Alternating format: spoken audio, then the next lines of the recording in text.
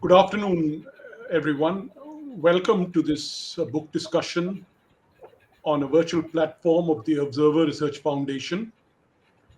Today, we are going to discuss a book by Mr. Asanga Abeyagoonasekera, Conundrum of an Island, Sri Lanka's Geopolitical Challenges.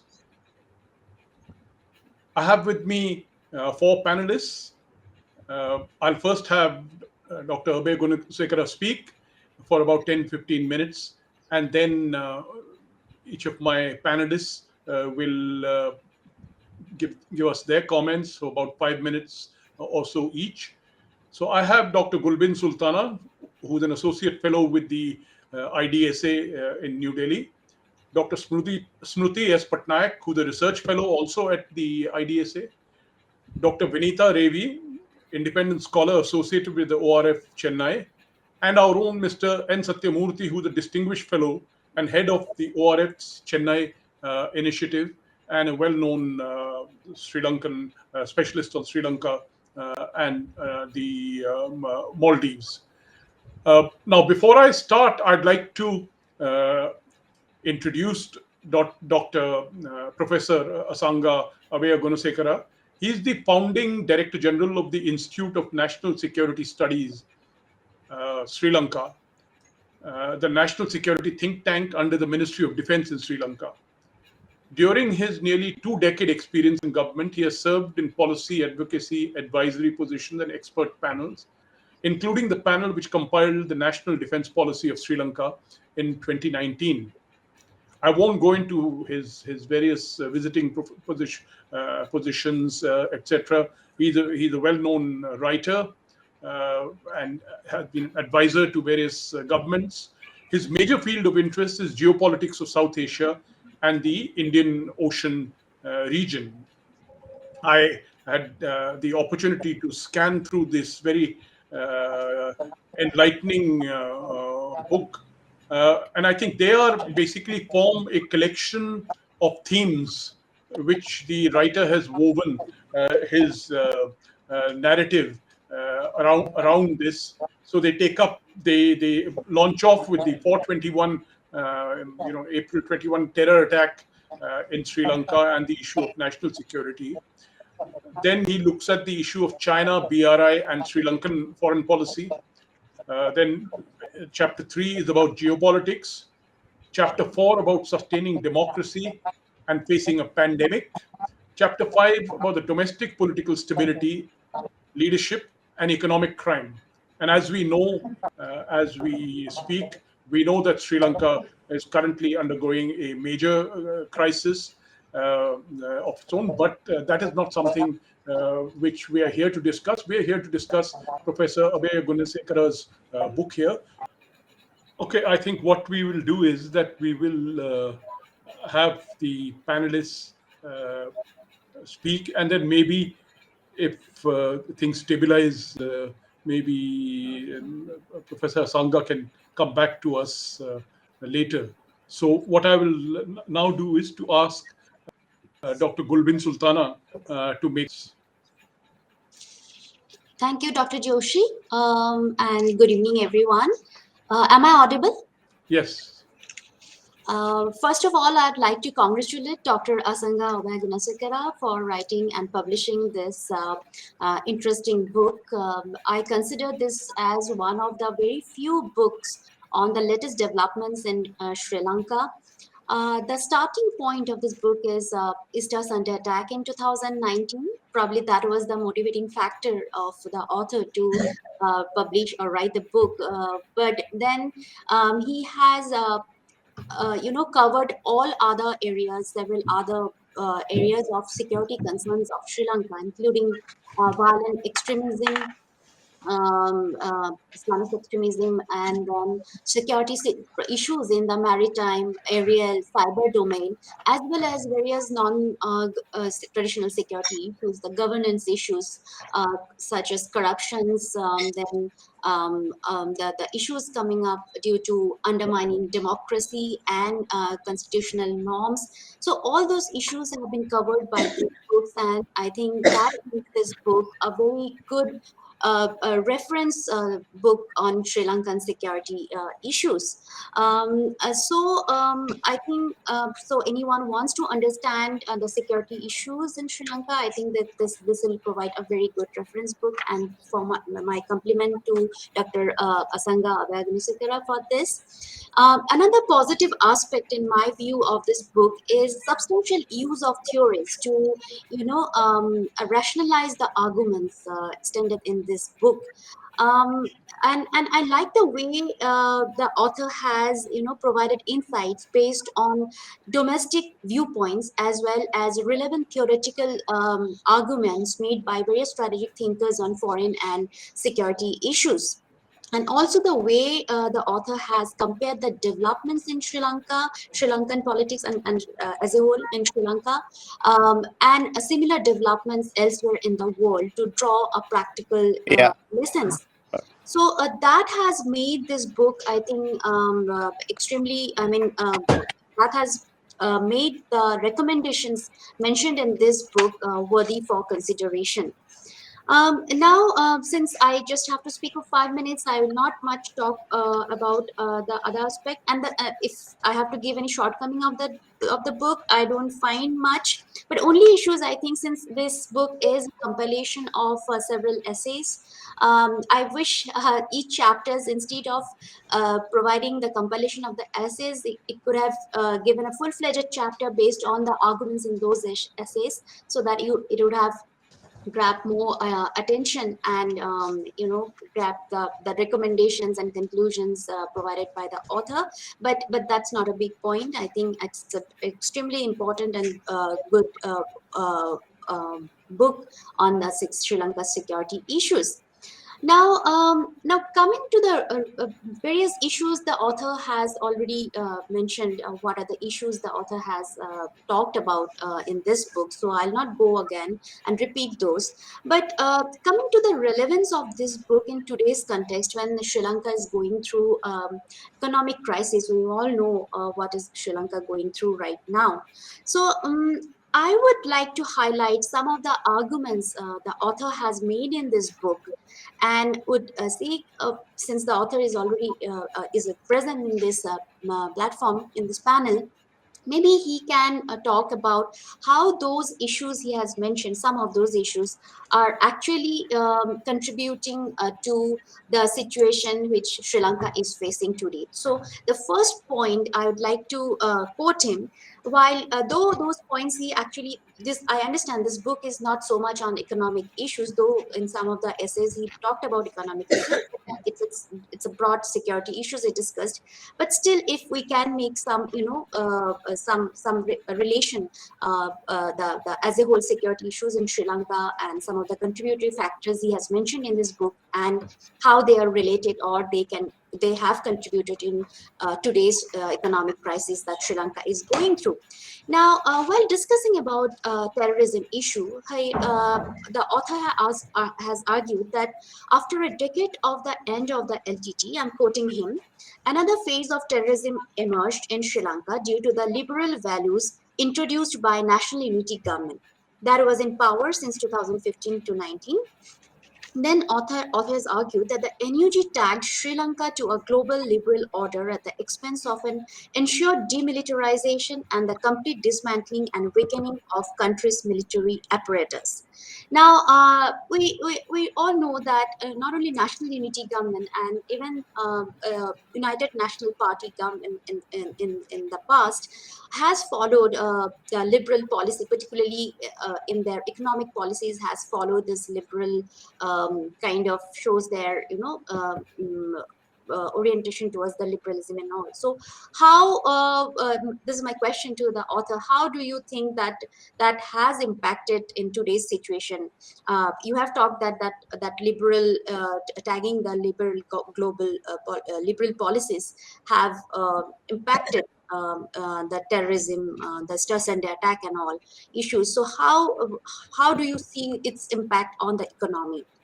Do you see any kind of link? Because today, when we see the debate in Sri Lanka going on about whether country should go to IMF or not to deal with this economic situation, then we see a clear, debate is going within the country about this kind of policy.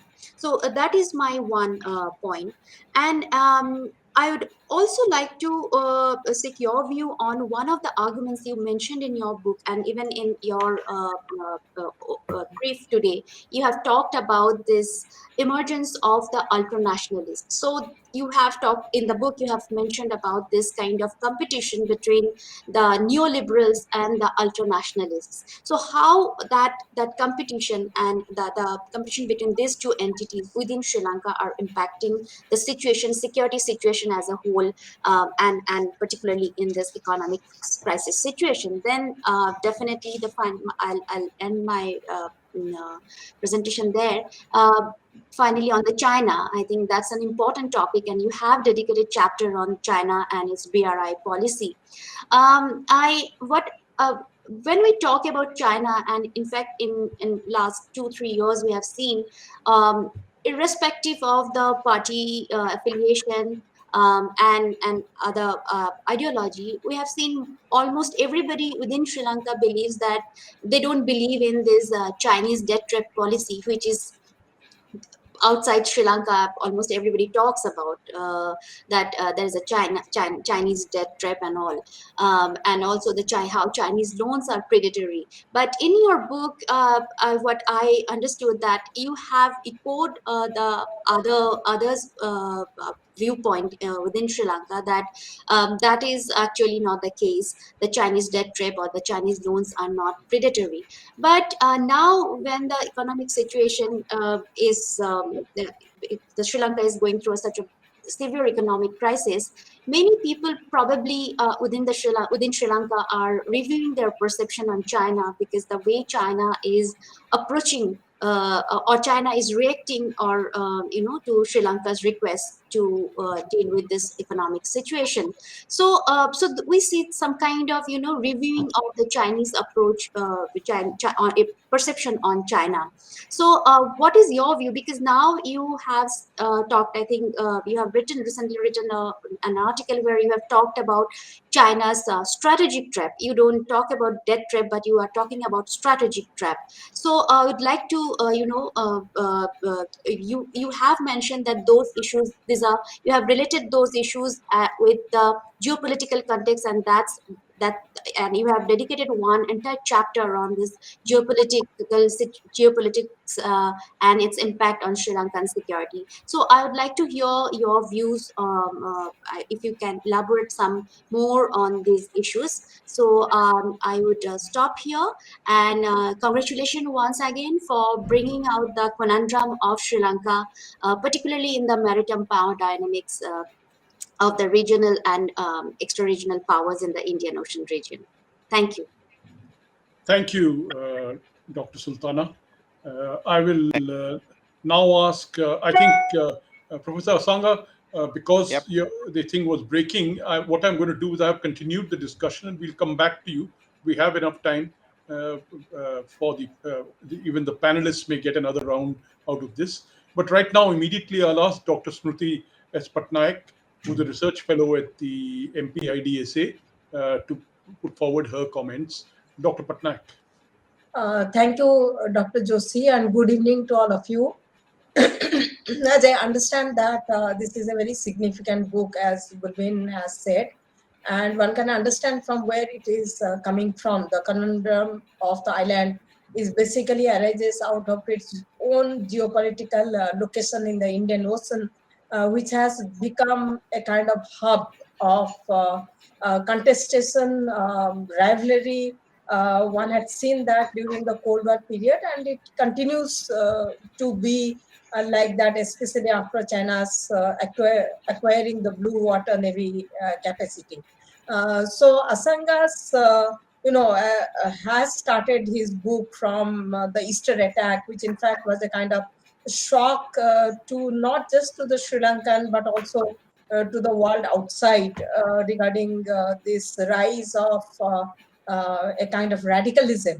And Asanga also has in his book dealt with this growing, ultra-nationalism. I think one cannot understand the growing Islamic radicalism without understanding that ultra-nationalism which is posed by the Buddhist nationalism, which is basically something which is harnessed by the Rajapaksa's brothers, especially after the defeat of the LTTE. So therefore, this entire the book mostly is written from the perspective of how Sri Lanka looks at its various challenges, both internally and externally.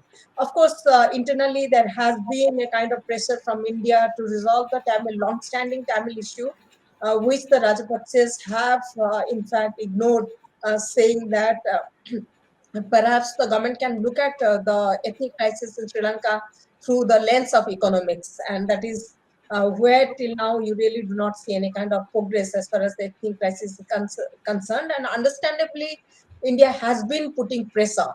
So at one point of time, it appeared the conundrum of Sri Lanka is that on the one hand, it wanted to balance India and India's pressure on the ethnic issues by bringing in China, and also trying to project the ultra-nationalism as a kind of new Sri Lankan nationalism. And one also saw that how in this geopolitical contestation at one point of time, Sri Lanka wanted to project itself as the next Singapore in terms of the hub of connectivity, the hub of transit trade in terms of the oceanic trade is concerned.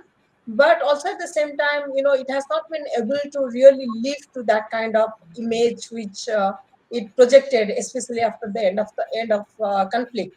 So therefore, I would say that in his book, he has tried to capture the various dilemmas, especially the geopolitical dilemmas of engaging India, China, and also the United States. However, these geopolitical, dilemmas have become a major challenge. One has seen how Sri Lanka rejected the MCC, the grant. It is facing an economic crisis.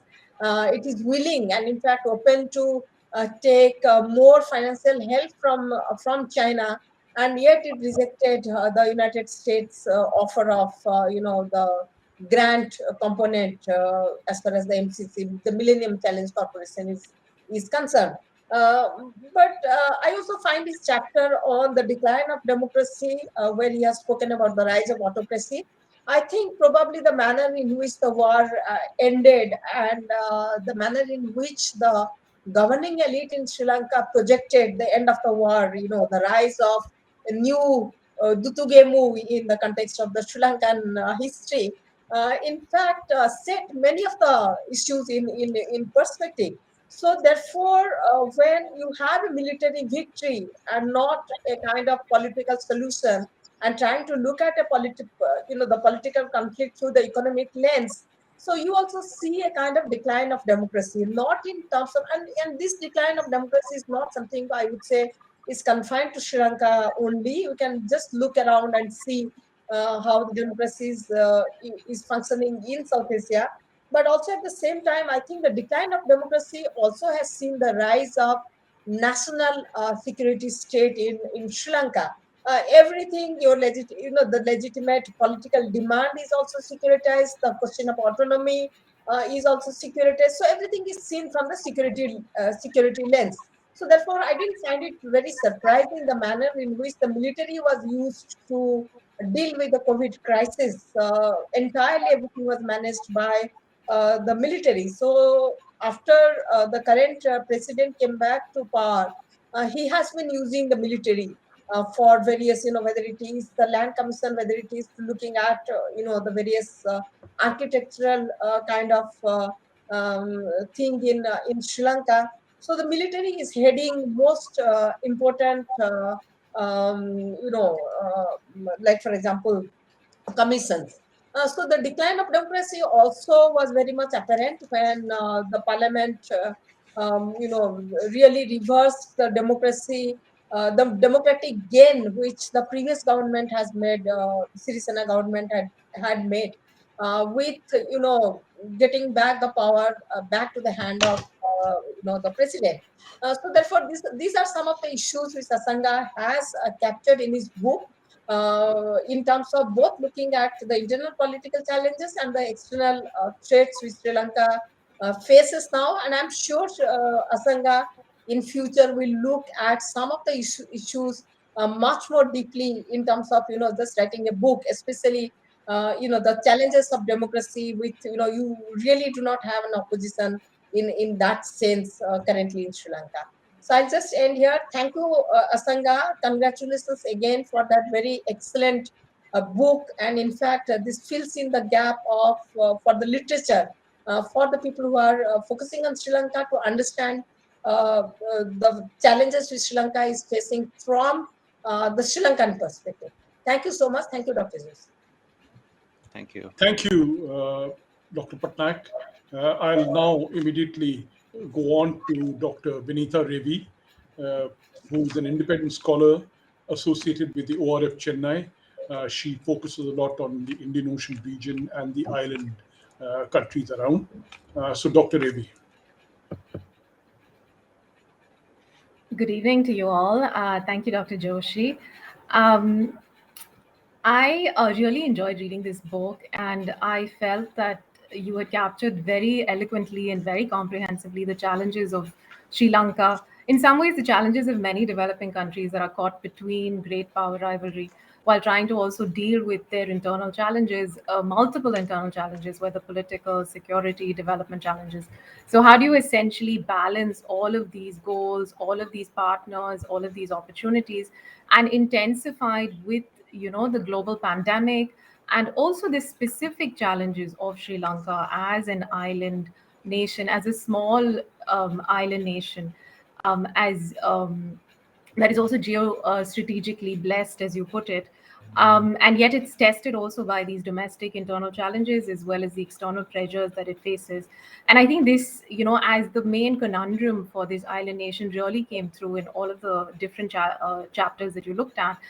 I particularly liked, as Dr. Sultana also mentioned, the theoretical references that you made, where you draw from Mersheimer, from Stephen Walt, going back to Hans Morgenthau, Leviathan. And so I really enjoyed those bits as well. I think the panelists before me, Dr.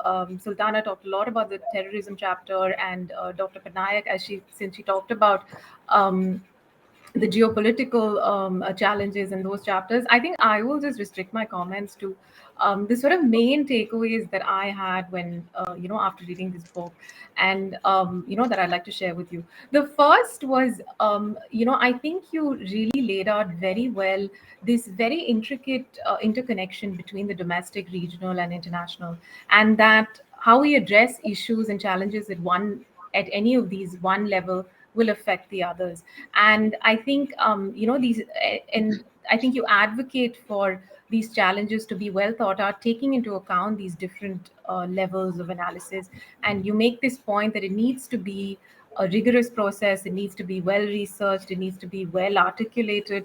And you say that this can happen in the form of a public national defense policy.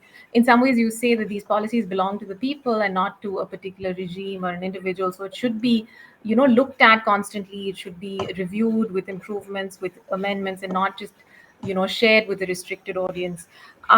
You also make this point about how at a time of the pandemic, at the time of crisis, that having a well thought out policy can reduce the anxieties, the uncertainty, and could have created this stability, a sense of stability, not just for Sri Lanka but also for the international order. As we saw, the pandemic was hugely destabilizing for the international order as well. I think the other takeaway, of course, was, and Dr. Patnaik referred to this as well, is the importance of democracy and sustaining democracy. And this point, again, you make very well about the importance of investing in democratic values, democratic thinking, taking into account minority issues, genuine reconciliation post-war, and also larger issues like corruption, the rules-based order. And I think you also talk about domestically that the need for mutual tolerance between political rivals. And I think all of this tied also very well with the Seamus Heaney poem that you begin with in the book, on the importance of building very strong foundations, building foundations that are long lasting, that are sustainable, and so that, even when there are temporary setbacks, the core is not shook. And the importance of doing that, and doing that through investing in these democratic values and the democratic thinking and so on. Finally, I think there was also, I really enjoyed the chapter on China. There's the geopolitical challenge, which has been talked about before by the panelists, that I think you laid out very well, this challenge of being caught between, as you mentioned, established and rising powers, and the need for Sri Lanka to embrace this non-aligned, multi-aligned policy, going beyond just what you see as the rhetoric. And you say that Sri Lanka needs to take a responsible role in doing this, and take into account, and again I think this was mentioned by Dr. Sultana as well, the need for taking into account all the non-traditional security threats as well. And I think particularly in the last 2 years we've seen how how destabilizing the pandemic has been, and that our understanding of security has to include all of these different aspects. I think and I will end with this point. I think for me, the interesting argument in your book was that while I thought you argued for a sort of broad-based, realist foreign policy that is very clear-eyed about the security concerns and the security issues, about the very real challenges that Sri Lanka faces, terrorism, given the Easter bombings, the multiple location Easter bombings, historically the largest terror attack that this island has faced, as well as the maritime security challenges that you go into great detail. I think your book, for me, was a reflection of how realist thinking and has evolved to accept that security has many dimensions. So even though you say it's important to look at these security issues, it's also important to broaden that perspective and really incorporate what we now call the human security agenda. And so that that there are multiple challenges beyond traditional security that can potentially undermine security as it impacts on the lives of people. And I think this was one of the central takeaways for me, that the importance of building and investing in strong structures that protect human lives, as you say. If I have a question, then this is it. I would, how do you see these challenges as unfolding? And if, what if, what gives you promise looking forward? Thank you. Thank you. Thank you. Thank you, Dr. Thank you. Reddy. Now I'll ask Mr. Satyamurthy, Dr. Satyamurthy, to put forward his comments on this book. Thank you, Dr. Joshi, and good evening, everyone. Definitely, Dr. Asanga's book is an interesting compilation of his past essays, which are still relevant. But I have a few problems, and I have a lot of empathy with this kind of writing, who has put together the Sri Lankan domestic perception of security concern, Chinese debt, etc., which is seldom known, understood, or acknowledged elsewhere. So, to that extent, I think that those aspects, I think he will have to develop into a bigger book, or take it to outside the country for people to understand what this conundrum is all about. I mean, the debt trap, or is it a debt burden, etc. I have a problem with the title Conundrum for a simple reason. As an absolute term in relevance to Sri Lanka, yes, definitely. But in most places, he has been referring to the past, present, and what I would call the template model the world over, and start checking them or testing them against the Sri Lankan situation. As one of my earlier speakers pointed out, this kind of democracy issues are there not only in South Asia, everywhere across the world. But for instance, we had a previous president in the US of A, said to be the greatest of democracies, facing similar problems and creating similar problems. So these are issues that have to be contextualized to the nation and its environment and circumstances.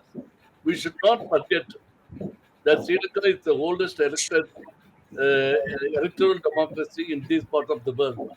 Two, continuously talking about autocracy. Most of you stop with Rajapaksas, which yes, there is a trend. What about J.R. Jayavardhana? Right? So then Ranasige Premadasa, who succeeded him. This is somewhere there in the national mindset, I would say. So I would have liked someone like Dr. Asanga with a deep understanding and local conditions to analyze these things from a local perspective, not an international perspective. Yeah, I don't say they have to defend them or accept them or not. No. How? Why did this happen? How did this happen? And where do we go from there? And can we still use the Western model to evaluate various values systems in a third world South Asian country, which is a civilizational part of that growing democracy? So that is one aspect I have a problem with. But yes, on debt trap, I also agree with them. See, as we all seem to remember and forget at the same time, Hambantota was first offered to India. India did not accept for the reasons best known, in the sense it was not economically viable to the Indian assessment, as I understood. So it went to China. Otherwise, what if India had taken it or some other nation had taken it up? So, as Dr. Asanga pointed out, that Chinese debt trap is not the only reason for the present economic crisis. The Chinese debt trap affected them. I won't say that's why I said I share with you. It is not a debt trap; it's the debt burden. It did not create a single job in the past 15 years. That includes the previous government, which was non-Rajapaksa or anti-Rajapaksa, you can hear. They were there for 4.5 to 5 years. They also did not alter the Chinese scheme of investment, though they also took Chinese investments. So there is a lot of internal contradictions in that country. The previous government said Chinese debt trap is forcing us to hand over Sri Lankan territory to China. But in the same way, within months, if not weeks, they went and borrowed another 100 billion from China. And to what end? To lay more expressways. Such infrastructure provisions there did not make money to return the debt or even service it. That is only one part of it. As for the other aspects, maritime security, etc., we need to understand, yes, China, because of the debt, etc., can influence Sri Lanka in a political way, which every government in Sri Lanka has done over the last 15 years. For instance, Colombo Port City project. The previous government, former Prime Minister Ranil Wickremesinghe, before his election in 2015, said we are going to scrap it. Then he adopted it. Now when it came up to Parliament for a vote on management committee of the board, his party very clearly, I mean, his breakaway party, his JP, very clearly declared that we are for the project, we are not for the board because of its various specific provisions. Otherwise, also there is another interesting aspect I expected Dr. Asanga as a local, as a Sri Lankan scholar to highlight. In the last 5-6 years, the two major political parties in the country have split. And the beauty is the newer versions have survived and they are stronger than the original parent party. Namely, the UNB has given way more or less to the SJP. And two, likewise, we have the SLFP, which itself broke away from UNP in 1952, has still broken up under the Rajapaksas to found the SLPP of the Rajapaksas. This has been happening in other political parties also, elsewhere in Tamil Muslim communities in the past. And across the country, you see, no political party has produced a single new generation leader. That is another thing I would have loved in the case of democracy issues in the country for Dr. Asanga to highlight and bring out. To what kind of leaders are we looking at 10 years from now? There is no clarity in the country. And so this is one area where academics have to, particularly people, policy thinkers like Asanga, can take up in the future. One more point, and on the maritime security, etc., I firmly believe from my long discussions with their political leadership, almost every political leadership, and their service personnel, whoever, that they have a standard plan, that is to keep off non-regional powers from this thing. As I have said in other fora, there was reason to believe that Sri Lanka and Maldives together seem to have decided more than a decade ago that for security they will have non-regional powers out and only India. That is the external security we can't manage. So we will have only India. And we have to look at, with that I will finish. China came with money back. Sri Lanka even purchased weapons, aircraft, etc., fighters during the civil war or ethnic war, as we may want to call. But it has not been included in any of their security arrangements other than a regular visit or irregular visit, port of call exercise, which is open to everyone. The specific security arrangements are only with India. Yes, 2007, just as President Rajapaksa, Mahinda Rajapaksa, was in Beijing, we had then Defense Secretary Goda Rajapaksa, now the President of the country, urgently signing an ACSA agreement with the US, ambassador. Beyond that, they are refusing to go to so far. So I think from an Indian perspective and also from a regional perspective, they are very clear about their security priorities, external security priorities. And I think we have to leave it at that and keep following it rather than criticizing it from outside. Thank you. Thank you, Mr. Satyamurthy. That is a very useful set of points that you have made there. What I'm going to do now, we have just about 10-15 minutes left. And right at the outset, we didn't get Professor Asanga because of the bad connection. So what I'm going to do is I'm going to allot him the time, because now he has the perspective of all our panelists. Now, in case any panelist wants to make an additional point in one sentence or two sentences, you're welcome to do so before I ask Professor Asanga to comment. So, okay, I think no one wants to make a point. So I will therefore ask Professor Asanga, please make your comments and observations. I think we are maybe if you speak for about 10 minutes, that should be fine. But if you go over 5 minutes, that would not be a problem. So Professor Asanga. Thank you so much, Dr. Joshi, and thank you very much for all these observations, comments that you made from all the panelists.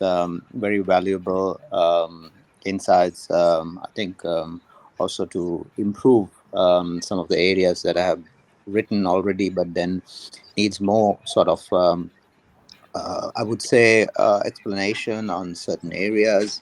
I think the limiting factor is that of the to the capacity to the of the at the particular time to capture the entire dynamics, what's going on in the geopolitical arena in the Indian Ocean, be in the region, as well as how do we capture all that. So that was a challenging factor in most of these essays. But let me go to Dr. Gulbin's comments, what she mentioned. So definitely, so you've looked at a very important area, which is what's happening right now, the economic crisis. Economic crisis is a serious. There is an insolvency issue where we can't pay our large debt. So this is highlighted multiple times in the book that we are borrowing so much, but then could we pay this? Could we? Are we could pay at that time, but then there would be a time that we will be unable, or if the foreign reserves drop like this, and this is what happened in Sri Lanka. The liquidity problem right now affected the insolvency issue. So insolvency that we can't pay our large-scale debt. So you're looking at about 10 billion. So you borrowings from China. Then I write about the transparency of the loans, of Chinese loans, the opaqueness of these loans. Now, a few days ago, China has given back again $1 billion of loan to settle their own loans. Now, this particular, even that, I can't understand how you give a loan to settle another loan, but then in what interest? We don't know the interest. So this is opaqueness I'm talking in my book. And so at that time, when I was writing, so I mentioned about arguing about a debt trap. So there was a lot of debunking theories that there is no debt trap, because the volume of Chinese assistance or the loans were much a smaller percentage than the sovereign bonds. So I was saying, like, okay, that doesn't mean that the strategic dimension is not there. So the strategic dimension, which is the long-term dimension of China, looking at projects such as the port city, where they got the extra jurisdictional right for many years, the 99-year lease. So all these have a strategic footprint. So back then, I didn't have a term for it. So I think soon after I finished the book, and a few months after that, I was revisiting my work, and I found out that, okay, this is a strategic trap. So I called it a strategic trap diplomacy. Then what I did was I encapsulated all those areas in my book. So what does the strategic trap diplomacy has? So there are three attributes. One is the support of China for human rights, which was clearly proven, where in this time at the UNHRC or the previous time there, China votes for Sri Lanka on the human rights issues, and Sri Lankan government for the first time you have reciprocally talking about Chinese human rights in Xinjiang, like defending their human rights. So the human rights concern is number one. Number two is the political dimension, where China funds the SLPP, the Rajapaksa political party, as well as the political dimension to alter the democratic, the norms, democratic values, and sort of move towards a semi-autocratic sentiments to come in. So what you see is that Rajapaksa accepting, the last conversation with President Xi, saying that Sri Lanka should go for a different model of development model to his rural areas, for his political sphere. So the SLPP and CCP, I see the political dimension coming in for the strategic trap. And the third is the military and the security. Now, in the book, I captured the significant security footprint. There is a concern. So, such as the projects on the surveillance, on the what's the Chinese proposals, which was there at the Sirisena's table. So he was pressurized so much that to accept these projects, but Sirisena did not. But what made Sirisena go to China immediately after the 2019 terror attack? So the foreign ministry had a concern back then when he went to China. What did he sign? So even up to now, we don't know what he signed. So this is the concern that we have. And there was some signing, but we don't know what happened there. So why did he go to China soon after the terror attack? And there was a huge like conspiracy theory on back then, before the attack, of an assassination plot of Sirisena, and which came from India. So this was the serious issue and it kept on sort of, there was pressure, the significant amount of pressure that was brewing, and it would go out of control. I think many researchers did see it. It's just that we could not help the process, and we were unable to help the process, and this was very sad. I think one of the reasons even the Indian intelligence did not get into the processes where it should have gone was the internal weaknesses in the system. So the dismantling, where Gulbin mentioned about the liberal values, I mean, there was a complete immediate dismantling of the security issues, like the securitization project, which the Rajapaksas kept on going in the northeast, various areas, as well as the intelligence officers who were being transferred. So multiple, I would say, interference into the security. I mean, looking at it as a liberal project. So, such as there were requests from several international, like different countries, such as the United Kingdom, on demilitarizing in the northeast, various areas. So demilitarizing should be. I know it's an important project to bring in reconciliation to a post-war country, but the national security is the key here, because here is a country which you have serious, what Smriti has really, I mean, she captured that it's an issue that we have with the minority community for 30 years. We have an issue, the devolution of power we've been discussing from 1988, and India has been talking so much about. I think the Sri Lanka sort of going back and forth, where Rajapaksa say, no, we will give you 13th Amendment is where the devolution of power, we give you more, we give you 13 plus, but no one knows what 13 plus is. So the issue is the multiple promises that have been made. Then you have the ultra-nationalist forces. I think the centripetal force which came out of the 2019, the Easter Sunday attacks, where community try to get together. Okay, we need to come together, where the cardinal, everybody was actually contributed so much, but those forces were used for ultra-nationalist sentiments to come up again, where you were looking for a solution as a national security as the main theme, and where a leader is required, where a heavy center is required.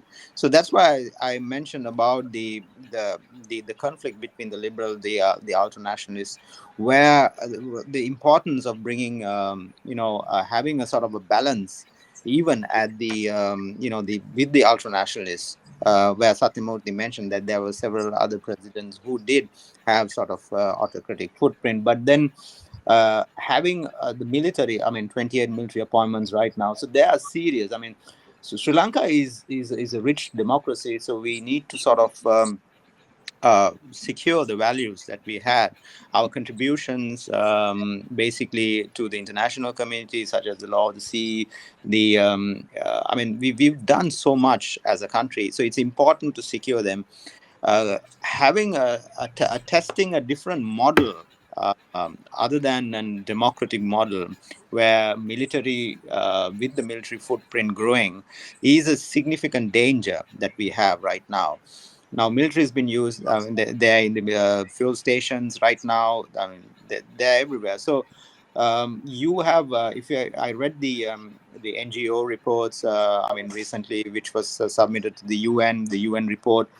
There is a clear danger there where it says that the surveillance is going on at a serious height, and we never had that sort of tension come into the NGO space, where the NGO space is taken by the Ministry of Defense. So these are areas that I think Sri Lanka should invest to develop, looking at other countries and how best we can, have the.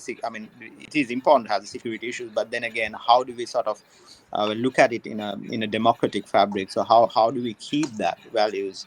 And that's really important. Vinita, also, of course, you mentioned clearly the issues between the domestic and the international. How I bring this to and compare it. And the concern here is that one of the best examples I can give is what happened right now in the Solomon Islands. So I've been looking at it and reading very closely about China and the Chinese security agreements in the Solomon Islands right now. So when I looked at it, I said, okay, this is what we had some time back. We had the same issues, because when the status of force agreement came to Sri Lanka, I remember we went through it as the National Security Think Tank to give observations. So when we were told, so basically I was capturing what the Chinese, how would China look at this so far? Basically, how would the status of force agreement would be looked at from the Chinese perspective? And I remember the Chinese, the defense attaché in Colombo, he was saying that we have no issues with the SOFA. It's just that we might come up with our own SOFA, and please support us when we submit it. So that was communicated to Secretary of Defense. So these are all, I would say we are facing. So it's that the binary choices that I bring in my book, where we should not, a country like Sri Lanka should not be pushed to make choices between China or the US, where Yang Jieqi mentioned that you should be with us, not with them. Then Mike Pompeo mentioning that we should be with the US, not with them. Then I bring in Ambassador Bob Blake, Robert Blake, who was there. He's a very senior ambassador. He captured it really, in a few lines, in that Sri Lanka should not be pushed into this direction. There are many middle powers that Sri Lanka could work. The balanced foreign policy, that's really important. The India, the concern of, I think, the bringing in what the India would, even the security information or the intelligence information were probably discarded because of the trust deficit at that time between citizen and regime, as well as India. So these are areas I think that we need to have significant improvement, and Sri Lanka would need to look at India in a more sort of as well as the other countries in so much of trust. MCC was a clear, the Millennium Challenge Corporation Fund, 480 million. We lost it because of a national security argument, saying that there was a committee appointed. Then the committee came up and said that there's a significant national security threat from the MCC. We try to look at this document and said, one of my pieces captured that, so saying that there is no national security concern in it. There is no issues. Where is the national security concern? But Professor Asanga, can we terminate it? Just end at this point, because we have exactly 5 minutes left, and I need to get Mr. Satyamurthy to ask you one question. So, of course, yes. I'll ask Dr. Satyamurthy straight away, and then you must conclude in another 3 or 4 minutes. Sure. Okay. Thank you, Dr. Joshi. And Asanga, one question. When we are talking about securitization, as an expert in the field, what do you think would have happened if General Fonseca has won the post for a presidential election of 2010? He was fielded by all the opposition parties opposed to the Rajapaksas at that time. So there is a dichotomy in the liberal perspective when it comes to issues like securitization inside the country. For the political liberals, I'm not talking about the rest. Yeah, Professor Asanga. Well, he came after in the post-war, where the winning general wanted to contest and win the elections. So where he mentioned about the serious lapses in the Rajapaksa regime, and I think it was too early for him to come at that particular time, because I think a lot of people knew who Fonseca was, but then again didn't know also what Fonseca could deliver back then. I mean, it was too. But the the military, that I mean, what Rajapaksa's played at that time, that election, if you could remember, was that there will be a military ruler, a military, that you are allowing somebody to militarize the country, and they projected him as one of the kind of a dictator in the election campaigns, and that he would come in as a. So this managed to have a clear victory for the Rajapaksas. And so the sentiments of, I mean, even right now, I think the Sri Lanka would need to balance it, what's going on. It is a post-war country. The military, I mean, we had two youth insurrections, Dr. Satyamurthy. I mean, you know it very well. You've written about it, 1988, 1971. Here is a country right now facing a serious economic difficulty. And even back in 1988, that no one could project the insurrection. No one. I mean, there's not a single writing before the insurrection that an insurrection could take place in Sri Lanka back in. So this is the thing. So I think it's a Sri Lanka. It's kind of a boiling pot. I mean, you have these challenges, but then if you don't address it, I mean, you would end up in a serious security challenge, and it would spill to the immediate neighbor. So this is where you have now refugees going to India, but then this would definitely spill. I mean, if it goes out of control, but India would come to the rescue, given the first 2 billion, of loans, as well as multiple this assistance. But India would also have to take the blame, also because of the devolution issues, the concerns that have been raised. But China would always say that they would not intervene with their internal politics or internal. So there's a clear line there. So that's. I hope I answered your question. Yeah, thank you, Professor Asanga. I think despite the initial glitches in the internet, we have had a very useful discussion here. What we do plan to do is that we'll probably have to excise the initial portion where you made the comment, because it just didn't get across. It was somewhat disjointed. That's not a problem, because I think you gave us a very useful response to the issues raised by our panelists. I, as a moderator, didn't say much. My acquaintance with Sri Lanka really goes back to the 1987-1990 period, when I was with the Hindu and to cover the Sri Lankan conflict. But one thing I can point out, that from India's point of view, national security is a key question. When it comes to Sri Lanka, India looks at Sri Lanka from the national security point of view. Many people don't realize that when it comes to our shipping from East Coast to the West Coast, it must go around Sri Lanka. It doesn't go through the Pak Straits. So we just see Sri Lanka and India as a geopolitically one kind of a space.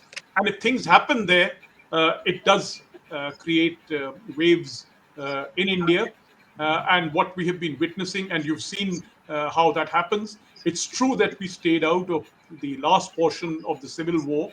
That was a consequence of, I think, Mr. Rajiv Gandhi's assassination, which had a long-running impact on the situation. But in any case, I'm not going to delay anymore. I have to bring this to an end by thanking each and every one of you. And I am sure the audience which will see it will value this discussion. Thank you and good evening. Thank you, everybody. Thank you. Thank you so much.